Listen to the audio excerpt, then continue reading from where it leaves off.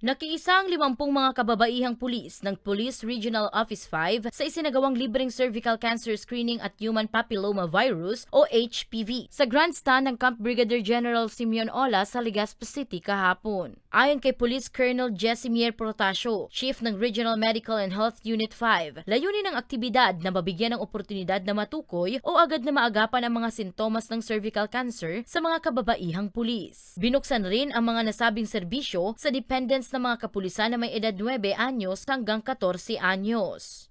Sa pamunuan po ng Pro5 po, sa pamumuno po ng ating buting Regional Director na si Police Brigadier General Andre P. Dizon, ma'am, ayunin po namin na pangalagaan ang health po ng buong kapulisan po natin kasi alam po natin na ang trabaho po ng police is hindi po ganon kadali.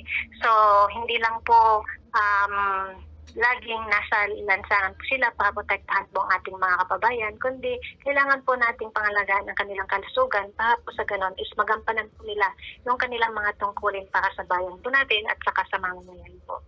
Tinalakay rin sa aktibidad ang mga hakbang upang maiwasan ang cervical cancer at HPV. Sa mga susunod na araw, malalaman ang resulta sa mga nasabing test. Actually, ma'am, yung results po is in coordination with the BRHM Simpo, ma'am. You will just going to inform us kung available na po yung result. Then, ibibigay po nila sa atin and we will going to ask for the presence of those who availed the procedure po para ma-advise din po sila ng ating medical officers po.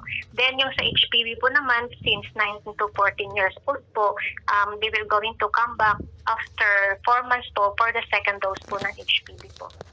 Samantala, nagpapasalamat si Protasio sa suporta ng iba't ibang ahensya at opisina na naging bahagi ng nasabing aktibidad, gaya ng Bicol Regional Hospital and Medical Center at University of Santo Tomas Hospital para sa libreng serbisyong pangkalusugan na ibinahagi sa kanilang mga kapulisan. Para sa mga balitang Tatak Bicol, Danica Garcia.